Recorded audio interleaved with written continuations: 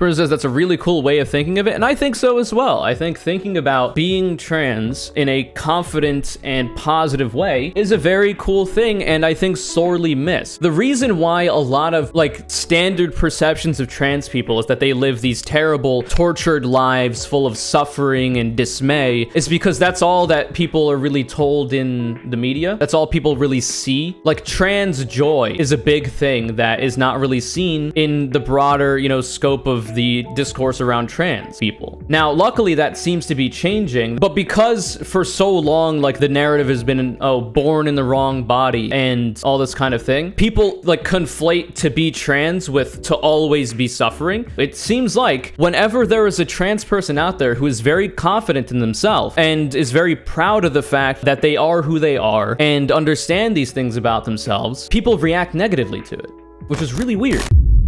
So at time of recording, it is April Fool's Day, and I don't do anything for April Fools because I'm not a fool, and I don't like to fool other people. It's just boring to me. But the day before, March 31st, is apparently Trans Day of Visibility. It's a good thing. It is nice for people to celebrate being trans, being themselves, being confident in who they are. So for those of you who don't know, I am CONURE. I am a non-binary trans person. I use any and all pronouns, and it is what it is. So I thought it would be nice to post some cool things, in my view, about being trans, what it means to be trans, and the way you can be confident about it. It seems like for a lot of people, their conception of trans people, and usually this will be the perception of people who are not trans themselves, is, every trans person is insecure, they have a variety of things they don't like about their bodies that they wish were different, born in the wrong body type beat, you know what I mean? But that's not everybody's experience. Now, of course, that's a big part of a lot of people's experience. I would be surprised if it wasn't the experience of most people on Earth, cis or trans or not. Everybody, it seems like, has some things about themselves that they wish were different, and that's fine.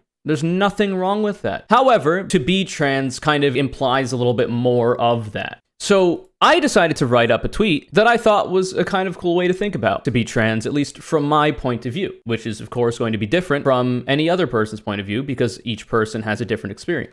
So I wrote, on the Trans Day of Visibility, to be trans is one of the ultimate forms of self-mastery. To understand yourself so well that you're not limited by the conditions of your birth. And if you'll notice, I don't usually type like this on Twitter. This is like a more serious way to phrase this. It's a little bit, tip milady, how do you do, kind stranger, thanks for the gold. I just thought it was fun to word it this way. I thought it was cool. And it wasn't like an active decision on my part that this might incite some kind of drama. But for whatever reason, this has provoked an interesting response. Essentially, what I wanted to say is that to be trans, to understand yourself to be trans, is an exercise in self-actualization. The amount of introspection required in order to understand your gender identity to be contrary to what society's expectation is as it pertains to your birth sex makes you understand more about yourself, that you're not just going along to get along. You're not going with the flow. You realize that the body you were born in isn't necessarily everything you want it to be or how you feel or however it is you conceptualize that. And you are able to understand that because you understand yourself, and then you're able to, through whatever methods, try to achieve the version of yourself that you want to be, which will usually entail HRT, surgeries, whatever else. And wording it this way, I think, was just a fun and confident way to talk about it. Like, yes, I understand myself so well that I know that I am not cis. I know that I am non-binary. I know that I am trans. I am very confident in this fact, and I'm very comfortable in that fact. And I do a variety of things to better match the kind of person I want to be. I dress more femininely because I want to be more feminine. I am in the process of learning makeup. I wear eyeliner currently. I intend to do full faces of makeup in the future. The e-girl CONURE arc will be a force to be reckoned with, I'm sure. But I also like some masculine elements of myself too. My voice, for instance, I like a lot. My personality, the way that I carry myself, I very much enjoy as well. If you've watched me for any length of time, I don't act like the standard feminine person that you would expect. My demeanor is very masculine. I'm very rambunctious, in your face, rude, some may say, kind of tomboy-esque.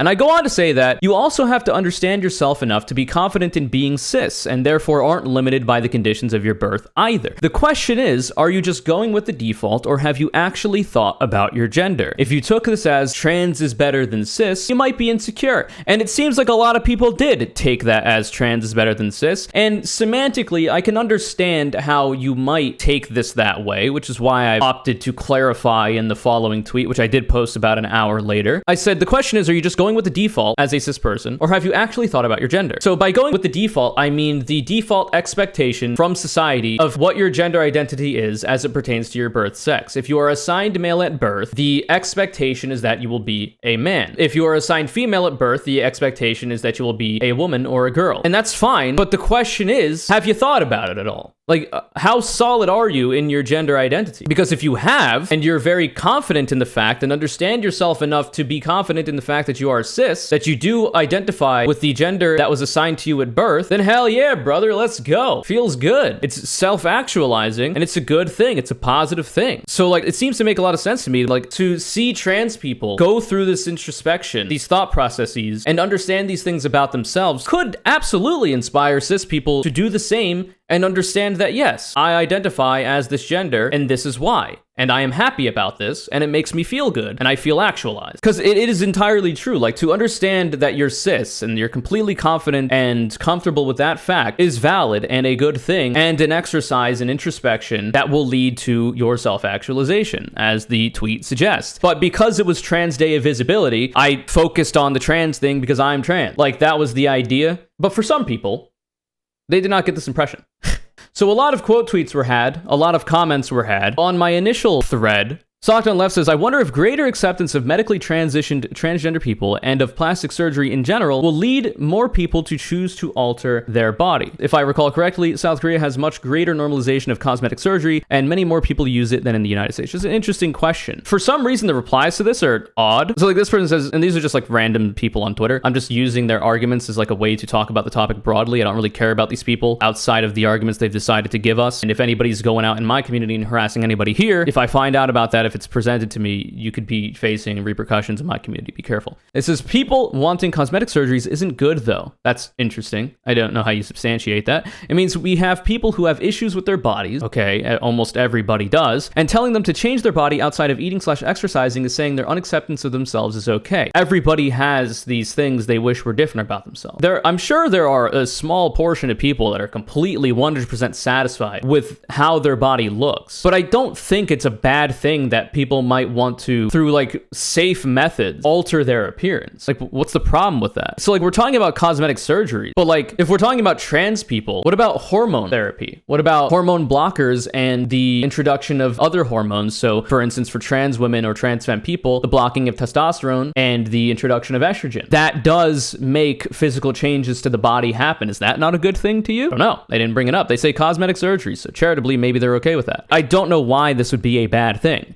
So this person is just transphobic. They say self-mastery is understanding what you are, not trying desperately to be something you're not, which is contradictory to the actual trans experience. Trans people understand who they are, so much so that they contradict societal expectation for who people like you, funnily enough, in society expect them to be, and then incur a variety of oppression, unfortunately, in the current society for doing so. They literally understand themselves so much that they understand that there are a variety of things about them that they would like to change, and then they make an active effort to change those things. It is an exercise in self-actualization. This person says the ultimate form of suffering. Not every trans person suffers, by the way. There are trans people out there that are very solid and confident in their self-perception, even though they understand there are things that they would like to change. Not everybody experiences, suffering, as it were. And a lot of the times, the suffering that people that are trans do experience is negative social ramifications for the fact that they understand themselves to be trans. Like the suffering that people incur that drive them to negative mental consequences is because of society reacting negatively against them for them simply trying to be who they are and not hurting anybody. This is completely ignorant of anything. Like these people, a lot of these people know nothing about trans people. Person says that's a really cool way of thinking of it, and I think so as well. I think thinking about being trans in a confident and positive way is a very cool thing, and I think sorely missed. The reason why a lot of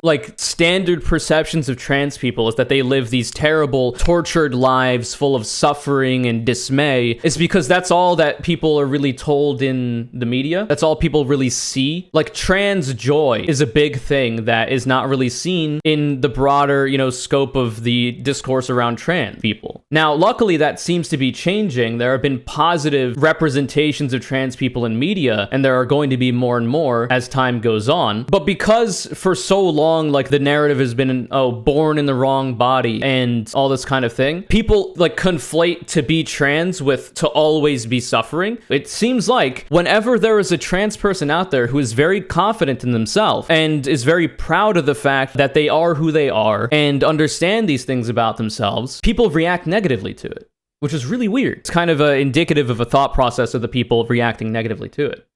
This is a really fucking stupid statement. This person says there's a certain statistic that disagrees firmly. Obviously referring to the 40% or whatever, which is the percentage of trans people who responded to that study that said they have considered suicide. Not successful suicides or people who have committed suicide, just people who have had suicidal thoughts. But the thing about that is that that number goes down the more that society accepts trans people, the more that their local community, family, and friends accept them, the more that the medical consensus and scientific consensus on the issue in terms of treatment for people who are trans and have gender dysphoria, if those things are allowed to happen, these people who are trans who responded to that study don't consider suicide because of the fact that they're trans, but rather because of the negative social repercussions they get for being trans. So it's a you problem. This person here who's weaponizing the suicide statistic, that percentage is because of people like you.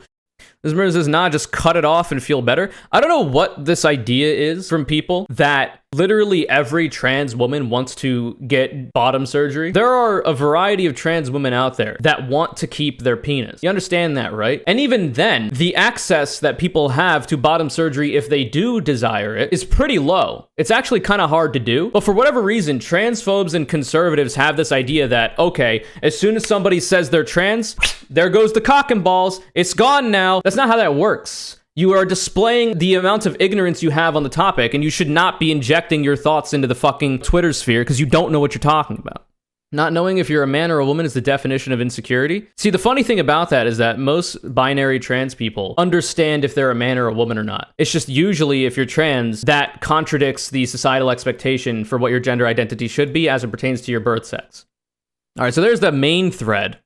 So I found out, I think I was looking through my quote tweets, yeah, because that's always a fun thing to do on the timeline. And this degenerate decided to quote tweet me. So Ian Miles Cheong says, "What does this mean?" It is a fairly, innocuous tweet. But if you look at his broader body of work, you come to understand that this guy is not a fan of trans people or, the LGBTQI plus spectrum in general. Very interesting. And we could go on to look at the rest of what's said here. So there are people here that are helping me out in the pro-CONURE stance. But so a lot of the more positive ones have gone further up. But when I first saw this, it was all negative. Burns says, it means they cannot handle reality, so they have to create a false reality to feel in control. I do not know what you mean by this. The medical consensus and scientific consensus on gender identity, especially in its differences to biological sex, is unanimous almost. In order to conflate gender and sex requires you to not be able to handle reality and to try to reshape it to fit your own. It is standard conservative projection. Anytime this is brought up, you have to be willfully ignorant or denying reality to have this kind of a take. Very interesting stuff.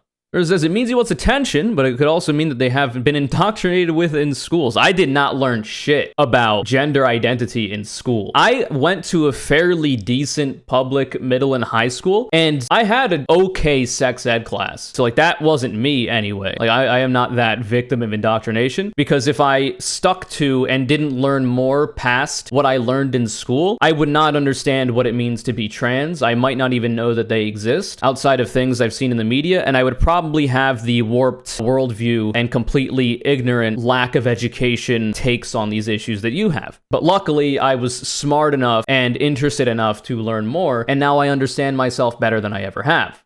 Like what I'm seeing here is literally no arguments whatsoever. It's all ad homs. These people don't have arguments. Anyway, very boring here. But as you can see later on, because of this, I decided to, for a day, change my name to Ian Miles Cheong Flashbanged a dog. Because he admitted to this, apparently, on a live stream, where he apparently swatted a guy, and then the SWAT team killed the guy's dog with a flashbang. Very interesting stuff. And apparently it gets under his skin, so here we are. We got the screenshot. Let's go. He's done a lot more as well. He is, we can look at it. So here's this. This is one person posting this video, but many others have. Ian Miles Cheong swatted people, got a dog flashbanged and killed. Used to go by Sol Invictus and Exitium online. Was a self-hating white supremacist who thought he's quote-unquote white on the inside. Lamau. After this, he became a feminist Reddit moderator and constantly made false rape accusations. That right there is the biggest red flag. If you are, by your own choice, a Reddit moderator, that is worse than almost anything else you could possibly be, and is an indicator of a mind in a fallen state. Recent years, he's rebranded as a quote-unquote journalist and spread fake news for attention. This is also very true. He goes on to say, which I will not show for TOS purposes on YouTube and demonetization purposes, he goes on to say on one of his aliases in a chat room, and I quote, can't spell African without N-word, but he spells the word out. And then he goes on to say, and I quote, they call me banana because I'm yellow on the outside and white on the inside or some shit. Very weird stuff. He is Malaysian as far as I could tell. He is literally a Nazi as well, it would seem. On his other accounts, Seek-heiling, blah, blah, blah, blah, blah. This is to say that this is not a very mentally well person, so the idea that his fan base would go so far as to say a trans person who is confident in their conception and perception of their self is mentally ill is very strange to me. You know, kind of pot calling the kettle black.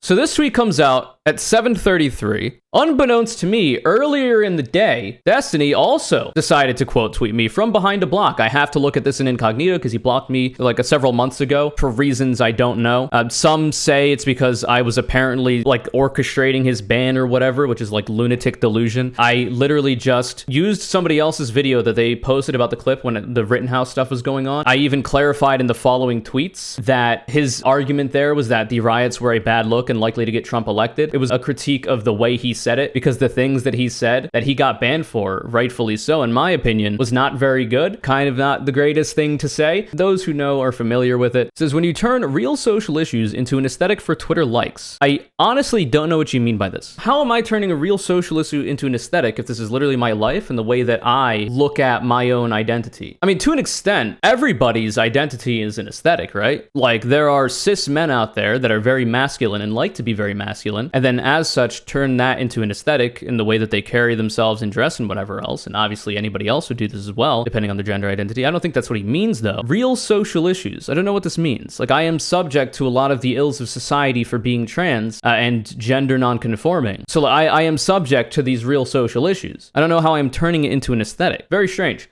I don't understand it, but we can learn a little bit more. I was looking at these last night and I noticed some fun things to talk about here. This person says, am I missing something, or doesn't that statement apply to all disabled people as well? Like people who run using prosthetics or people who are deaf and speak through lip reading. This is a really interesting thing to think about as well. To understand yourself so well that you're not limited by the conditions of your birth, you certainly can apply this if you have a disability. So there are varying forms of disability out there. There are people who are paraplegic, for instance. There are people who have bad eyesight and need glasses. That is technically a form of disability. You know, to allow yourself to be limited by your bad eyesight, let's say, is to just not get glasses or corrective surgery for your eyesight. To allow yourself to be limited by the conditions of your birth as it pertains to, you know, being paraplegic means not using the available tools to potentially, you know, you can have, wheelchairs and other kinds of ways to support yourself and live through that, yada, yada, yada. It certainly can apply there. And I think being confident in that way as a person who has a disability, especially if you have a very debilitating one, can be very empowering and be helpful for a person. Friend of the show, Sock Darling, dude who gives a shit, let people be happy. Very true. Based, even. There's a good amount of people that had this take. They say, Lumphao, Jesus Christ, quote unquote, being trans makes me better than the average person. I did not say this. And then they go on to just be ableist. Okay. Interesting. Very interesting. This person, so proud to be a part of the top 41%, just literally making fun of the amounts of trans people who have said in that study that they had thought about committing suicide, not actually doing it, But, you know, wonder why these things are happening in these comments. I've actually seen this account before. I don't know much about Claudia Brown, but I saw this last night and I thought it was cool. She said, I don't know why you are coming for this tweet, honestly. If this is how people want to do positive self-talk about being trans, why come for them like that? This just feeds the narrative that you have something against trans people. Not all trans people suffer all the time. True. Very, very true. She goes on to say, society is negative enough about being trans. This isn't prescriptive either, at least I don't read it that way. I think it's okay for trans people to find the positives in their experience, and I think it's weird to come for them for not having a victim mentality. True. He says he agrees with transitioning, though. Says, yeah, but he's now having a go at someone for posting about being trans being a super positive thing. Yes, this is a bit idealistic and maybe an overcorrection, but I think positive self-talk in the trans community and uplifting each other is fine, especially considering the standard way that people see being trans talked about is from a negative perspective. Like, oh my God, it's all the dysphoria. Oh my God, it's all the oppression. Oh my God, it's all the negative. We don't see enough of the confident trans people that do exist. I'm not the only one. We don't see enough stories about trans joy, as people like to say. It's all the negatives. And as soon as somebody puts out a positive statement, you know, everybody loses their minds. Of course, it's going to be positive. Some people online specifically do it for attention, though. Okay, wait. What's wrong with being positive for attention, specifically to do, like, first of all, I don't know how many people are being positive specifically for attention. You're on the internet, on Twitter, everybody is posting for attention. But also, I still don't know how that's a negative. If you're posting a positive sentiment about being trans and you're literally doing it specifically for attention, the positive sentiment is still expressed. Like, I don't know.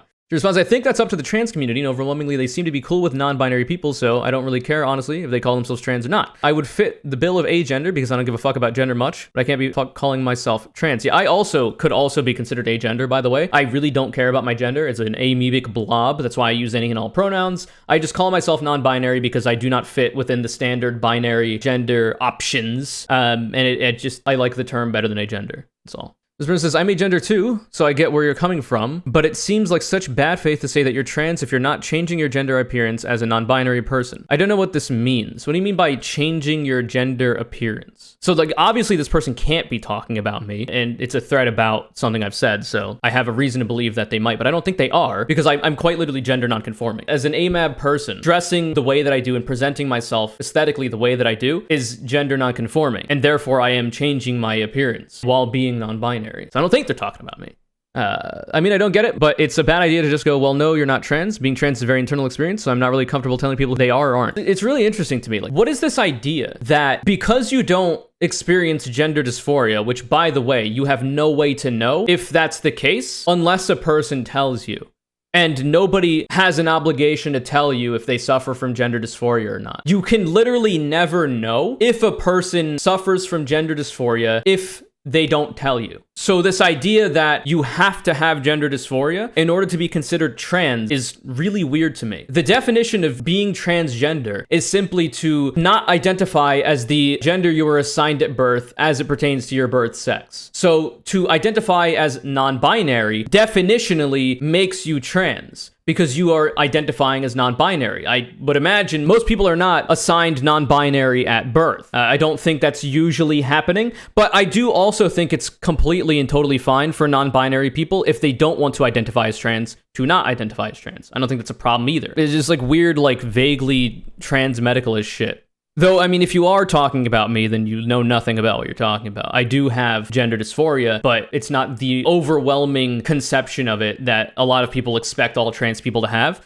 I have small amounts of gender dysphoria that I am actively attempting to address through learning makeup, the way that I wear my hair, the clothes that I wear. So, like, you're not talking about me, even if you think you are.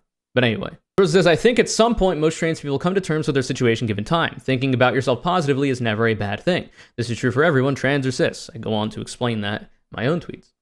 Says, yeah, that's where I stand. I feel like even if I try self-affirmations, I feel like I'm exaggerating, but it feels good, so yeah. Even if all trans people start saying, we are special, wonderful unicorn butterflies, I don't see the harm in it, really. This person says, the same person, the harm is the degradation of what being trans means. An agendered person calling themselves trans is accurate, though not precise. If you don't change your appearance and deal with the societal implications, you're taking all the credit of being trans while taking zero of the struggle. So this is another thing I don't understand. What is this idea that your inclusion within like a minority or marginalized identity hinges on the oppression that you face? So for anybody out there who's curious, okay, or has these kinds of thoughts, you are not defined as a human being as the identity that you have by the oppression that you face. That kind of idea, in my view, is self-defeating and contrary to the idea and goals of equality of the gender identities, right? So like the idea that you are only a woman if you experience oppression on the basis of the fact that you're a woman, would that not mean then that if we achieve the idealistic future of gender equality, women then would not face any oppression on the basis of them being women? Do they cease to be women then?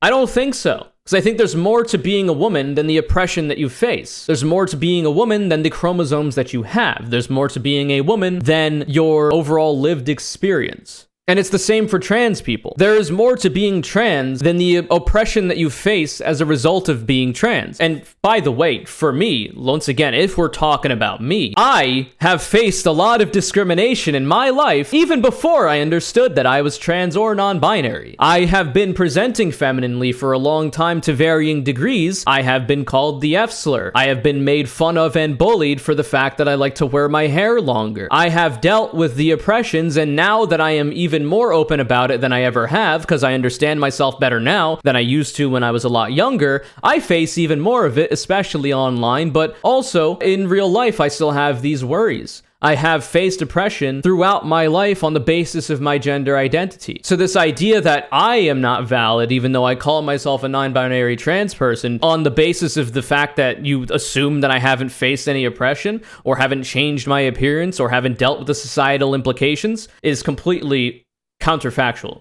It is interesting, Yotini. Dysphoria isn't a marker of being trans, euphoria is. This is interesting. It's an interesting way to put it. Because, like, the epitome of the trans experience is the euphoria, right? Like, the ultimate goal of a trans person is to sufficiently do whatever it is they want to do as it pertains to their gender identity not being what was assigned at birth. And by those changes and those things that they've done, achieve a level of euphoria about their gender and be the most comfortable and confident in their own skin as they've ever been, right? That makes sense. It's a good way to frame it. So put another way, the ultimate goal of like a trans person is not to alleviate the gender dysphoria one has, it's to maximize the gender euphoria they experience, which will usually entail alleviating the gender dysphoria. That's just not the ultimate goal. That's just one of the steps you take to get there. It's a very good way to put it, Yotini.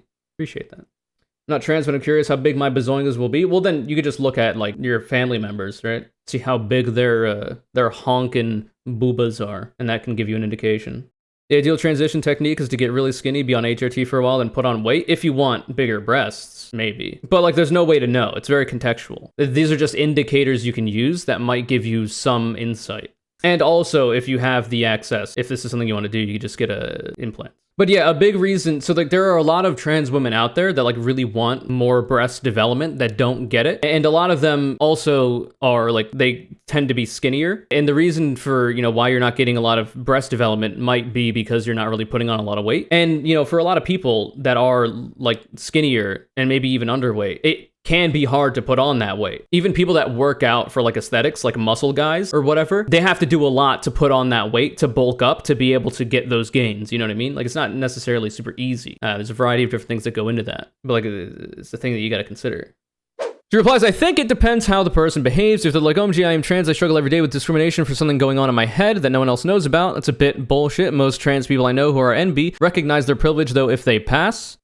Maybe? I mean, at that point, I feel like if you can weaponize any privileges that you have, you should. There's no reason you should actively make your life harder if you understand that you have some of these privileges. So like for me, for instance, I am white, or white passing, depending on who you ask. My dad is Latino, he is very brown, but because my mom is white, so am I. And I have not dealt with that much racial discrimination on the basis of that. I understand that I have white privilege. In interactions with police or other institutions, I am seen as a white person. I understand that I have that privilege. So like, if you're non-binary and you understand that you have some kind of a privilege if you pass, or if you can like go into like boy mode and benefit from being perceived as a man for the privilege that men have in society, I don't know why you would not use that to your advantage. I don't know. So So like this seems to be along the line of like, oh, non-binary is just spicy cis. People just call themselves non-binary because they want clout on the internet or whatever. That's not what I'm doing. By this person's definition, I am not only trans, but I am like I'm very trans even.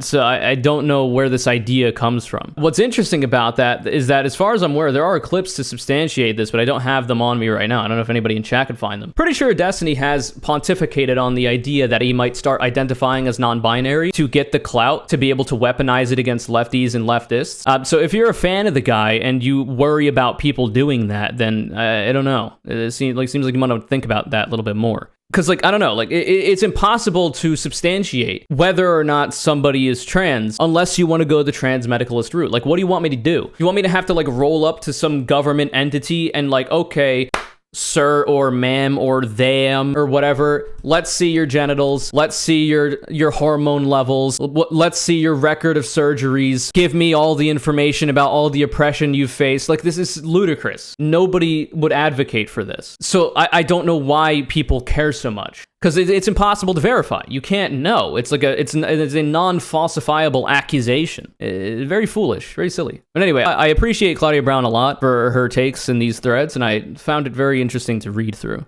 Bruce says, I understand myself to a point that I don't need to chop my nuts off. Same. I have no intentions to get bottom surgery at any point in my life, actually. I'm very happy with what I got. Thank you. What is this? This person says, to be trans is nothing but anguish, nothing to take pride in, only a medical condition to be treated and move on after transition. If that's your experience, for one, I'm sorry to hear that, because that's genuinely bad. I wouldn't want that to be anybody's experience. But the idea that literally every trans person has this experience is unironically transphobic. Not everybody who's trans interacts with being trans as every other trans person. There are trans people out there that don't want any kind of gender confirmation surgeries. There are trans people that are just fine with HRT. There are trans people that don't do either, even, and are fine with that. I don't know why it's a necessity to be trans, to be on HRT, to have these surgeries, and whatever else. Like, this is just a transphobic idea. Would be a Chad move for the doctor to assign someone non-binary at birth? Well, yeah, but unironically, everybody is non-binary at birth. Until you, as a human being, can understand the difference between gender and sex, I don't know how you could possibly know what gender you are. Until you can understand the difference between gender identity and biological sex, you can't have a gender. At least not one that you have understood yourself. You can only have one that's forced upon you. This is literally not an aesthetic for likes. Being trans, you have to achieve self-actualization to fully embrace yourself and live freely. True! Anyway, well, this was fun. I don't know, so what's really funny about this? So this is posted at 6:18 p.m., right? From Destiny. And then if we go to the Ian Miles Cheong tweet, this was posted at 7:33 p.m. I have no connection to Ian Miles Cheong at all. I don't follow him. He doesn't follow me. I don't know who else was engaging with my tweet. From what I can see, it was no major players. So I think it's safe to say that Ian Miles Cheong saw my tweet because Destiny quote tweeted it, which is an interesting pipeline, is all I'll say. Anyway, if you're a trans person, you are allowed to be confident about your identity. And don't let anybody tell you that you're not. Now, I don't know what it is about trans confidence that gets people all, in a twist. I can never understand it because I'm not reactionary in that way. But we need to see more of it. We need to see more people confident if they are. And it's not to say you have to be confident if you're a trans person, but if you are, I would like to see more of it. Because I'm very confident in my identity as a trans person. And I will be loud and proud about it. It's kind of the idea of pride, right? Gay pride, to be loud and proud and be seen, to normalize it. I do not like this idea that, the trans experience is all misery, dismay, oppression. It's so terrible. It's so bad. I don't like that because that's not the entire trans experience. There are many people that are very happy with who they are, who are trans people. And that should be highlighted as well. Like I said before, I think the reason why people bristle at, seeing trans people be confident about themselves is because the conception of trans people for the broader populace, most of the time that, they're talked about, it's talking about the oppression that they face. It's talking about the, so-called misery that they experience as a result of gender dysphoria or whatever other societal ails that they experience as well. It's not always the case. And it would be cool, I think, for more people to be confident about it. If you aren't confident, you're also valid. If you experience immense amounts of gender dysphoria, I'm sorry to hear that, and you're also valid. If you experience less or to varying degrees of gender dysphoria, you're also valid. And, it is what it is. I don't know what it is. I don't know why people want to hate so bad. Also, It's to cap this one off. When I get quote tweeted by Destiny and Ian Miles Cheong in the same day. All of a sudden, I get tweeted at by the world's greatest collection of morons. And it's very true. It was a lot of fun, though. I had fun.